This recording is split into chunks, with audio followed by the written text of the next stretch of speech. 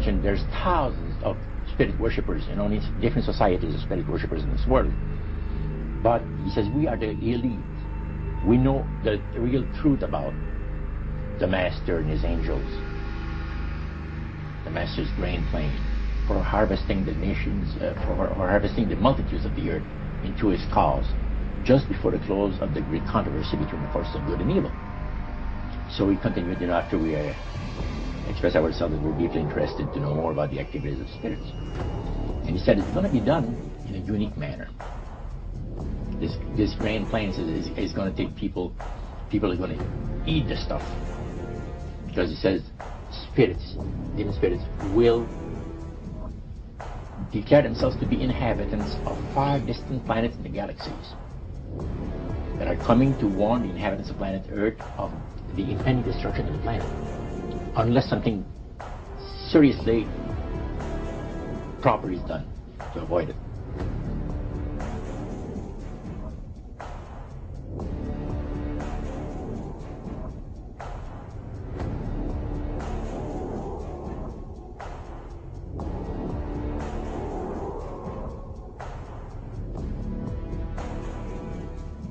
Masonic mind control, that the alchemical managers have bred over a millennia, over 1,000 years. They said they bred a human race that is most wretched, stupid, and ignorant. It's so unrivaled in thousands of years. He said these blind slaves say they are free and highly educated, even as they march behind, notice this word, signs. Have you ever taken time to analyze a sign or a billboard or a logo? He says a medieval peasant would have run away in panic-stricken terror from the signs that modern man embraces.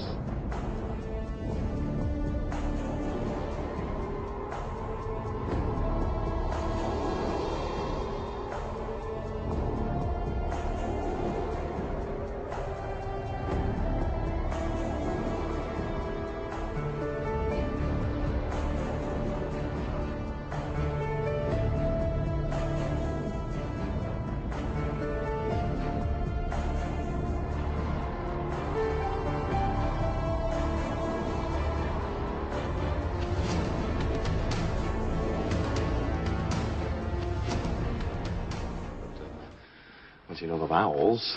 Just answer the question. Well, I mean, I just had to learn how to pronounce it. I mean, it hasn't been a living spoken language in more than 1,000 years. I mean, look at this. It says, a traveler from distant stars escaped from a dying world looking for a way to extend his own life. His body decaying and weak, he couldn't prevent his own demise. Apparently his whole species was becoming extinct. So he traveled or searched the galaxies looking for a way to cheat death.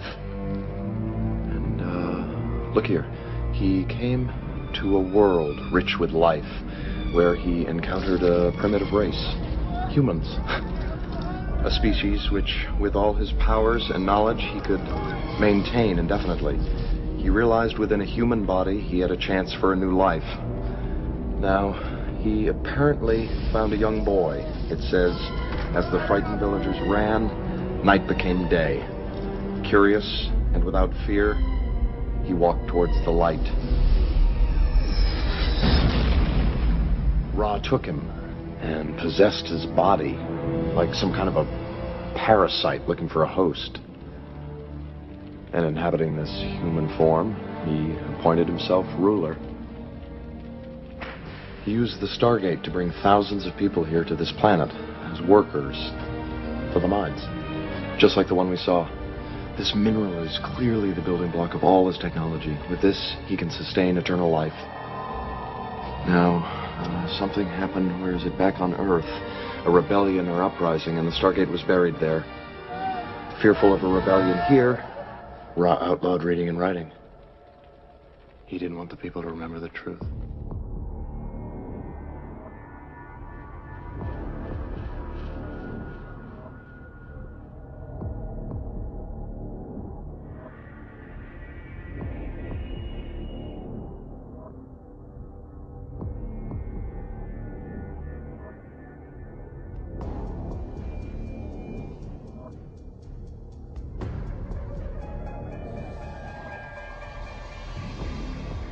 what point did this demon worship start to affect you personally, Roger? Well, it wasn't too long that the priest mentioned to us that the time had arrived for us to start trusting the spirits and give the spirits a chance to work for us. And there was a number of gifts that you could choose from. See?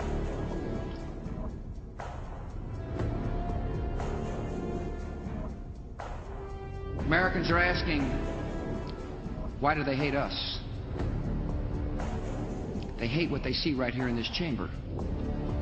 A democratically elected government. Number 10, deal with the use of slogans such as equity, liberty, fraternity into the mouths of the masses in psychological warfare. Boy, if that isn't Bill Clinton, I never saw it, never heard it before.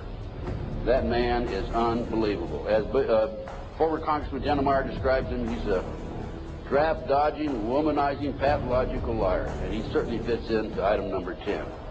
Number 11 dealt with war, number 11 theory, and gold. In 1773, Adam Weishaupt set down policies that were publicly announced in 1939, folks. 1773, publicly announced 1939 by Britain and the United States. And the war should be directed so that the nations on both sides are placed further in debt and peace conferences conducted so neither combatants obtain territorial rights. Yalta. Perfect example. Stalin, Roosevelt, Winston Churchill after World War II. Number 12 told those present that they must use their wealth to have candidates chosen to public office who would be obedient to their demands and would be used as pawns in the game by the men behind the scenes. The advisors will have been bred, reared, and trained from childhood to rule the affairs of the world. We have that today without any question.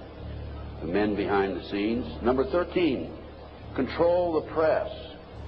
If you heard my lecture yesterday on Oklahoma City, I documented that the mainstream media is being controlled by the big power people, by the phony politicians, by the bureaucrats, without any question about it. Now a question. What have Herbert Hoover, Art Linkletter, Jack London, and Richard Nixon all had in common? Well, they've all been members of the exclusive all-male Bohemian Club in California, where every year at this time the elite from around the country get together for 2.5 weeks of fun and games. Among its members are businessmen like Leonard Firestone and Edgar Kaiser, and political figures like Gerald Ford, Henry Kissinger, William French Smith, and George Shultz. President Reagan, Vice President Bush, and Defense Secretary Weinberger are members of other camps. Richard Nixon is a Bohemian, and so are high-ranking executives of such companies as Eastern Airlines, Standard Oil of Indiana, and Bank of America. Privacy is one of the Grove's most cherished virtues. Members may not photograph, record, speak, or write about activities at the retreat. While many public officials are Grove members, the press is a distinctly unwelcome guest. We're from ABC News. Well, get back there. Can we talk to somebody in the... Get back there.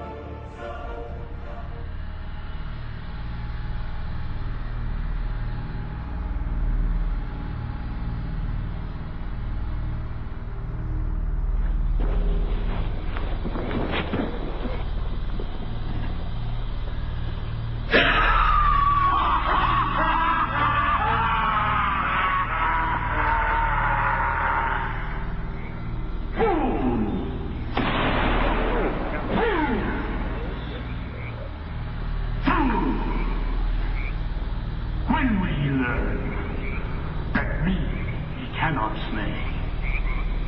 Year after year he burned me in this room, lifting your puny shouts of triumph to the stars.